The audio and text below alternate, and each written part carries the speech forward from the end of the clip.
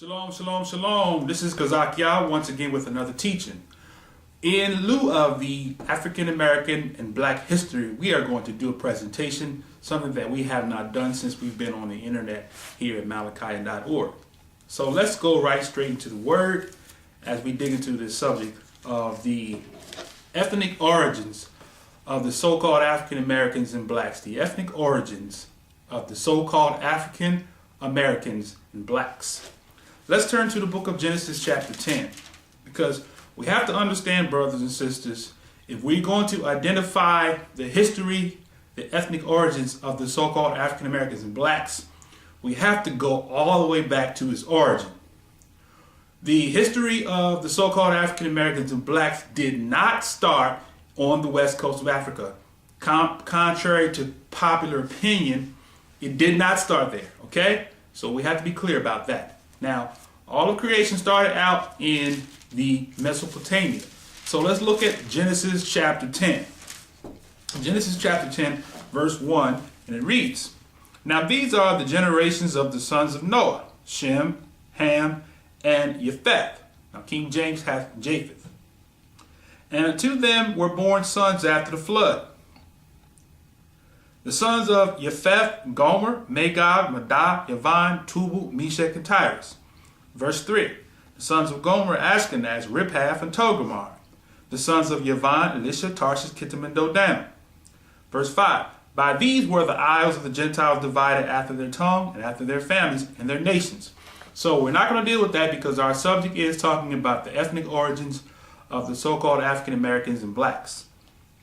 Now, verse 6. "The sons of Ham, Cush, Mizraim, Put, and Canaan." Now, I want to stop right here because we have to understand who the sons of Ham are. First, we have to understand that Ham means black or burnt skin. The father of what we have become, or we have accepted, I should say, as being the father of the black nations. And we're going to deal with that. But now he is not necessarily the father of all black nations, but of a specific sector of black nations, excluding the so-called Negroes or African Americans. Now, the sons of Ham are Cush. Cush, which is Ethiopia, and Mizraim, which is now modern-day Egypt, and Put, which is modern-day Libya, and Canaan, which is modern-day Israel. Now, we have to understand that the land of Canaan, that now is the land of Israel, is modern-day Israel. Okay? The land of Canaan, the ancient land of Canaan, is modern-day Israel. Okay? Now, the sons of Cush, Seba, Havilah, Sabta, Ramah, and Sabteka. Now, let's skip to verse 8. "And Cush, Ethiopia, begat Nimrod." Now, I want to add this part here because we have to understand that Cush, Ethiopia, is not just that little small piece of property that we know of today at Ethiopia, but it included all of Ethiopia today, Somalia, and also the ancient Mesopotamian land, which is now modern-day Iraq. All right, now, Cush begat Nimrod, and he began to be the mighty one in the earth. He was the mighty hunter before Yah. Wherefore it is said, even as Nimrod, the mighty hunter before Yah. Verse 10. "And the beginning of his kingdom was Babel, Erech, Akkad, Calneh, and the land of Shinar." Now underline the land of Shinar, because we have to understand that that land, brothers and sisters, is going to mean something in a minute. Okay, once we continue into scripture, it's going to mean something. The land of Shinar. Okay, now, so he says that the beginning of the kingdom of Nimrod was Babel, Erech, Akkad, Calneh, and the land of Shinar, or actually the land in southern Babylon, which is called Sumer, or the ancient Sumerians, who were a dark race, black color of people. Blacker than my shirt. Okay, now, verse 12. Racing between Nineveh and Calah and the same is a great city. And Mizraim begat Ludim, Anamim, Lahabim, Naktuhim, Pathrusim, Casluhim, out of which came Philistine, or the Philistines, and Captorim. Canaan begat Sidon, his firstborn, and Heth, the Jebusite, the Amorite, the Girgasite, the Hivite, the Arkite, and the Sinite, and the Arvadite, and the Zemarite, and the Hamathite. And afterwards the families of the Canaanites were spread abroad. So here we have the sons of the Canaanites. Now, verse 19, the border of the Canaanites was from Sidon, as thou comest to Gerar, unto Gaza, as thou go unto Sodom and Gomorrah, and Admah, and Zeboim, even unto Lasha. Now, verse 20 says, these are the sons of Ham, after their families, after their tongues, in their countries, and in their nations. Now, so I want you to understand before we go any further, brothers and sisters, we have to be clear that the land that we're going to get to in a second, is the land of Ham, or the land of the seed, or the sons of Cush, the black burnt-skinned man. You got to get that, because if you don't get that, then the rest of the scriptural text, the history of the people, will not make any logical sense to you, because we're trying to make a people be something that they are not. All right? So, the land of Ham includes Mizraim, which is Egypt, Put, which is Libya, Cush, which is Ethiopia, east and west, and Canaan. All right? Canaan, which is the land of modern day Israel. That is the land of the black man. Okay? Understand that. The people that lived in Egypt, ancient Egypt, and Canaan were sons of Ham, of the black skinned, dark race of people. They were not white. Archaeologists have proven that over and over and over again. When you look at the relics of the Sumerians, the ancient Sumerians, they are a dark race of people. When you look at the archaeological relics of the Egyptians, they are a dark race of people. We have to understand that. If you don't get Genesis chapter 10, then the rest of this historical presentation will mean nothing to you.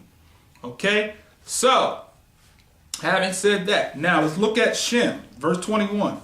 Unto Shem also the father of the children of Eber. Underline Eber, because that's key point right there. Okay? Eber, which is the father of the Hebrews. And we're going to deal with all of that in this teaching. All right? Now, Eber, the brother of Japheth, the elder. Now, the elder was not Japheth. The elder was Shem, or Eber, who was the son of Shem, who is the elder. Okay? Even to him were children born. The children of Shem were Elam, or Elam, Asher, Arphaxad, Lud, and Aram. And the children of Aram, Uz, Hul, Gether, Mash, and Arphaxad begat Selah, and Selah begat Eber. Eber, once again, is the father of the Hebrew nations. Every descendant of Eber would be classified as a Hebrew. Okay? Now, verse 26. Verse 25. And unto Eber were born two sons. The name of one was Peleg, for in his days was the earth divided. And his brother's name was Joktan. And Joktan begat Almodad, and Sheleph, and Hazarmaveth, and Yarah, and Halaram, and Uzal, and Diklah, and Obal, and Abimael, and Sheba. Okay? And Ophir, and Havilah, and Jobab. All these were the sons of Joktan. Now, these sons of Joktan, brothers and sisters, are the people who mixed, and we know of today as Arabs. Arabs are not children of Ishmael. They are children of Joktan. Now we've dealt with the three sons of Noah, Japheth, which is the father of the European nations. Okay, we understand that. We've done another teaching on it. Look at that teaching. The sons of Ham, which are Mizraim, Egypt, Put, which is Libya, Cush, which is Ethiopia, Somalia. Also, it is on the other side of the river, which is Babylon, the land of Shinar, the land of Summer. The ancient Egyptians are black people. The ancient Ethiopian or Cushites are black people, okay? Dark-skinned people, burnt-skinned people, not white, not Gentiles, not Europeans. They are black-skinned people, okay? Now, and then we have Canaan, okay? We said Mizraim, Egypt, Put, which is Libya, Cush, which is Ethiopia, and Babylon, ancient Mesopotamia, which is now modern-day Iraq, which is now populated by another people. The people that are in Iraq today primarily are not the people that were in Iraq or Babylon in the days of Genesis chapter 10. All right? Okay, now, Shem, who was the father of Eber, who was the father of Abraham, is the father of the Hebrew nations. Joktan, it says here, we left off at verse number 26, where Joktan begot Almadad and Shaleth and Hazar-Maveth and Jerah and Hadaram, Uzal and Diklah and Obal and Abimael and Sheba, Ophir, Havilah, Jobab. All these were the sons of Joktan, and their dwelling was from Misha. And as thou go towards Sephar, a mount of the east. Okay? Now, so underline that word Sephar, because Sephar people eventually migrated out to the coast and became known as the seafaring people who were responsible for shipping the Israelites out of the land. All right, now, verse 31 says, these are the sons of Shem after their families, after their tongues, and their lands, in their nations. These are the families of the sons of Noah, verse 32, and their generations in their nations, and by these were the nations divided in the earth after the flood. So by the three sons of Noah, Shem, Ham, and Japheth, were all of the sons that came that remained after the flood, spread abroad throughout the earth. Every ethnic group can be traced back to one of those three sons. All right, now that we have that clear, we have to understand, once again, as I said, Abraham was a son of Eber, which was a Hebrew. Let's look at Genesis chapter 11, verse 28. And it says in Genesis chapter 11, verse 28, and Haran died before his father Terah in the land of his nativity, in Ur of the Chaldeans. Now, we have to understand, let's go back into this verse and look at Shem's family record. But I wanted to single that verse out because we have to understand that the father of Abram died in the black man's land, the land of Ham, the son of Cush, in southern Babylon, ancient Babylon, the ancient Mesopotamia, which means the land between the rivers. Now, verse 10 of Genesis chapter 11 says, these are the generations of Shem. Shem was 100 years old and begot Arphaxad, and 2 years after the flood. Shem lived after he begat Arphaxad 500 years and begat sons and daughters. Arphaxad lived 530 years and begat Selah. Arphaxad lived after he begat Selah 403 years and begat sons and daughters. Selah lived 30 years and begat Eber. So there we have Eber, the father of Abraham. Now watch this now. Eber lived 430 years and begat Peleg. And Eber lived after he begat Peleg 430 years and begat sons and daughters. And Peleg lived after 30 years and begat Ru. And Peleg lived after he begat Ru 209 years and begat sons and daughters. Ru lived 230 years and begat Sarug. And Ru lived after he begat Serug 270 years and begat sons and daughters. Serug lived 30 years and begat Nahor. Watch this now, we're getting right home. And Serug lived after he begat Nahor 200 years and begat sons and daughters. And Nahor lived 9 and 20 years and begat Terah. All right, are you following me now? Stay with me. And Nahor lived after he begat Terah 119 years and begat sons and daughters. So now Nahor got Terah, and Terah lived 70 years, verse 26, and begat Abram, Nahor, and Haran. Now these are the generations of Terah. Terah begat Abram, who became known as Abraham, Nahor, Haran, and Haran begat Lot. And Haran died before his father Terah in the land of his nativity. Okay, so the land of the nativity of Haran is Ur of the Chaldeans. Okay, do you have that? Are we clear on that? Okay, Abram and Nahor took them wives, and the name of Abram's wife was Sarai, whose name eventually became Sarah. And name of Nahor's wife, Milcah, the daughter of Haran, the father of Milcah, and the father of Iscah. Okay, now, so I wanted to point that out, brothers and sisters, that the land of nativity of our forefather Abraham, the father of the Hebrews, now we're going to deal with that because all of the sons of Eber are Hebrews, in fact, but there was a specific label given to a specific people who were labeled as being Hebrews. So Abraham was first given the label of being the Hebrew. Let's look at Genesis chapter 14. Genesis chapter 14 and verse number 13. And it says, and there came one, Genesis chapter 14 verse 13. And there came one that had escaped and told Abram the Hebrew.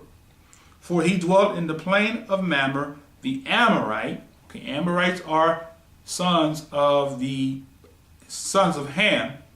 Okay. Cain, brother of Eshcol, the brother of Aner, and these were confederate with Abraham. Now, let's go back. So we're dealing with Abram, whose land of nativity is Ur of the Chaldeans. And that is the land of Ham. The scripture calls all of that the land of Ham, or the sons of the black man. So all the sons of Ham, Mizraim, Egypt, Put, Cush, Canaan, is the land that was inhabited by black people. Okay?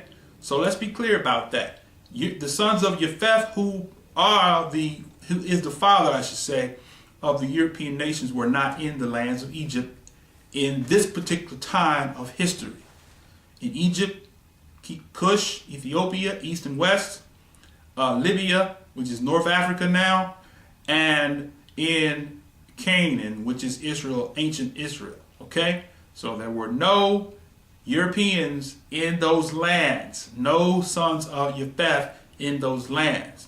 They dwelt in the northern part of that Mesopotamia, up above the region where the sons of Ham populated. Okay?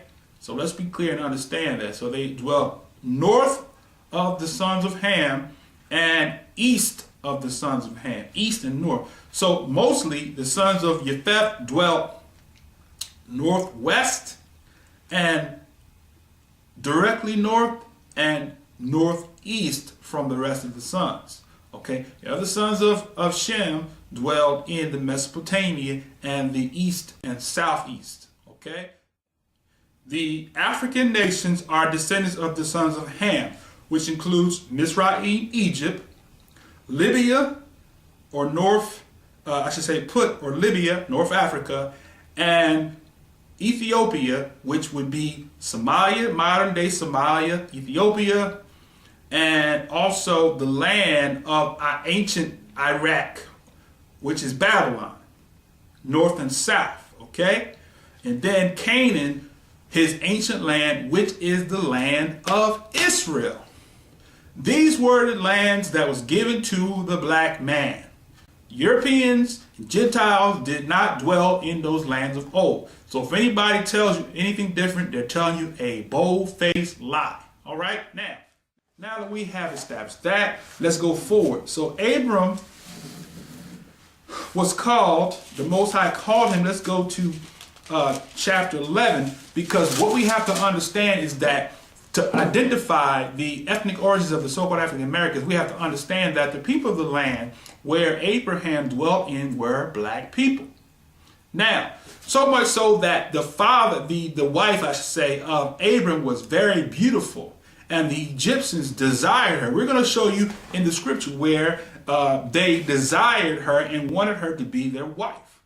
In Genesis chapter 12, verse 10. There was a famine in the land, and Abram went down to Egypt to sojourn. Okay? Therefore the famine was grievous in the land. And it came to pass when he was come near to enter into Egypt, that he said to Sarai his wife, Behold now, I know that thou art a fair woman to look upon.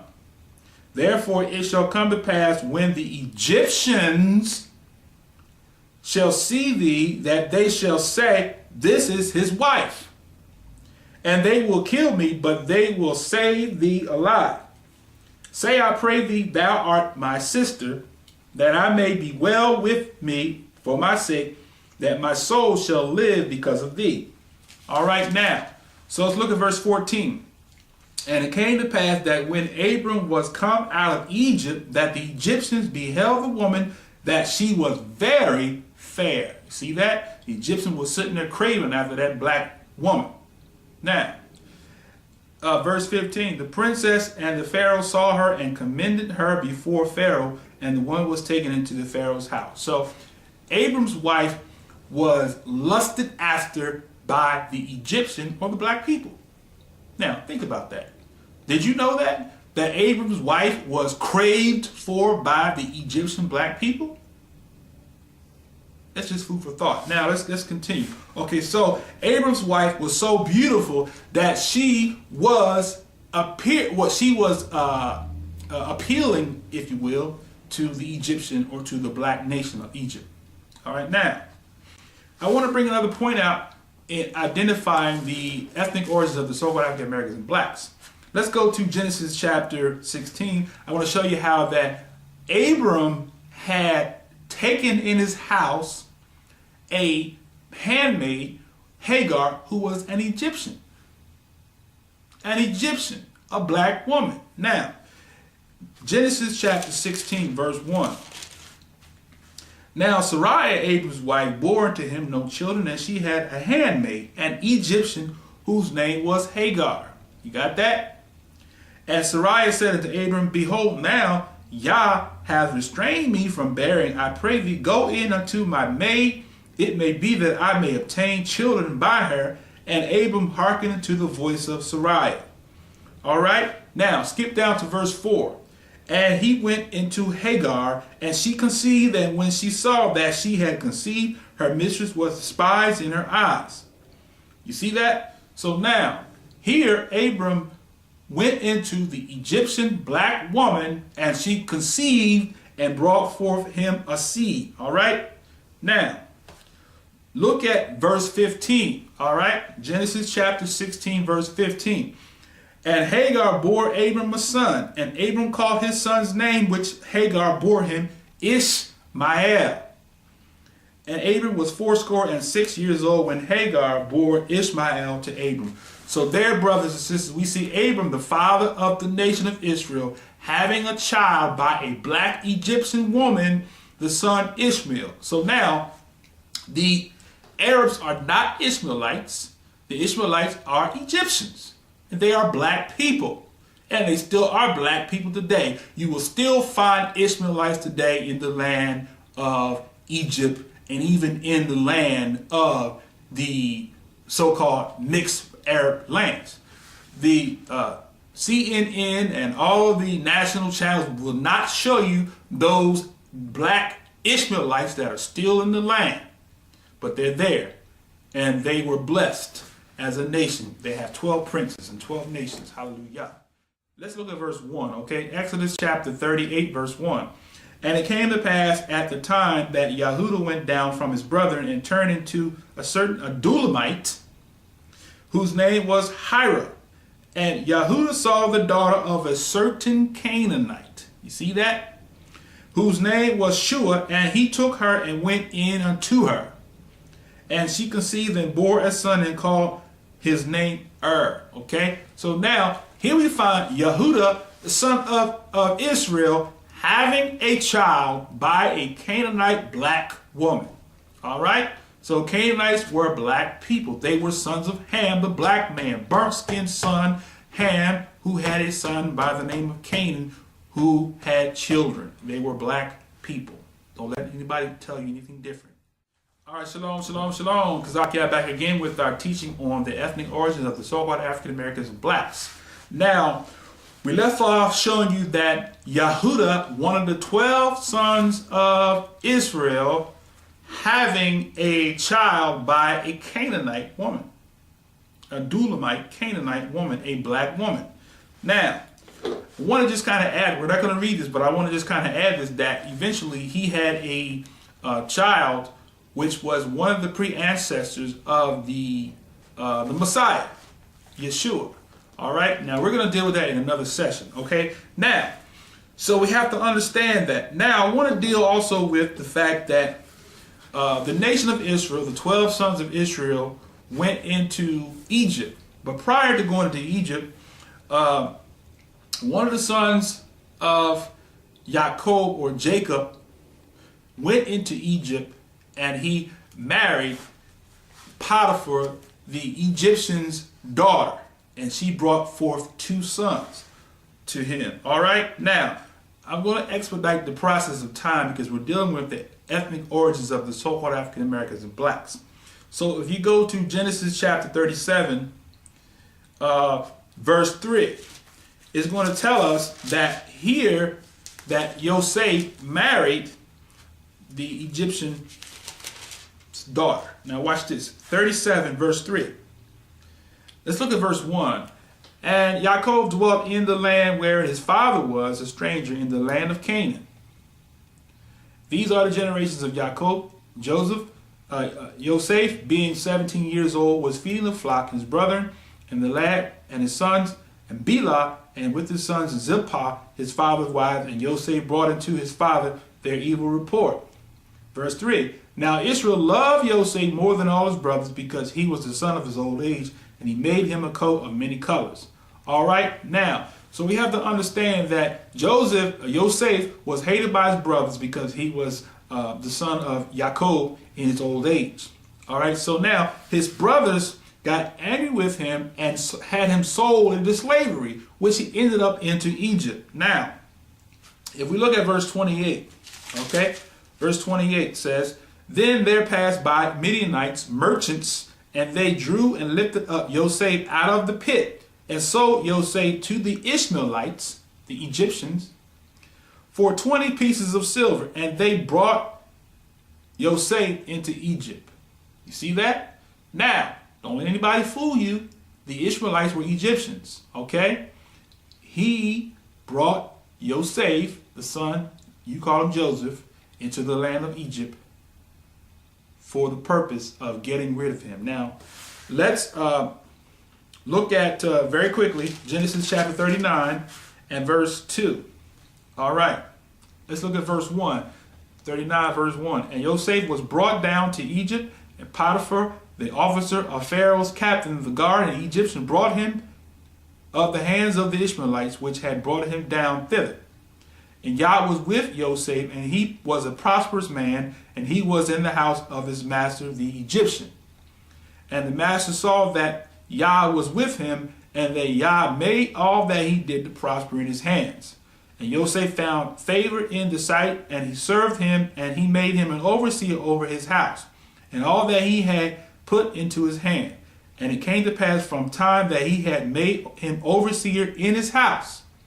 So his brother sold him into slavery, but the Most High allowed the favor to be given to him, and he was made an overseer in the house of Potiphar, the officer of the Pharaoh. Now, watch this now. And verse 5, and it came to pass from time that he had made him overseer in his house, over all that he had, that Yah blessed the Egyptian's house for Joseph's sake. So he was an Egyptian man. All right? And Yah was upon all that he had in his house and in the field. Now, so we understand that Joseph was made to prosper in the land of Egypt, in Potiphar, the Egyptian's house. Now, let's look at chapter 41. Chapter 41 and verse 41. 41. All right? Moving right along. And let's look at verse 38. 41:38. And Pharaoh said unto his servant, Can we find such as one as this is a man in whom the spirit of Elohim is? And Pharaoh said unto Joseph, Forasmuch as Elohim have shown thee all this, there is none so discreet and wise as thou art. Thou shalt be over thy house, and according to thy word shall all my people be ruled. Only in the throne will I be greater than thou. And Pharaoh said unto Joseph, See, I have set thee over all the land of Egypt. See that? So Pharaoh set Joseph over all the land of Egypt. Now watch this now. And Pharaoh took off his ring from his hand, put it into Joseph's hand.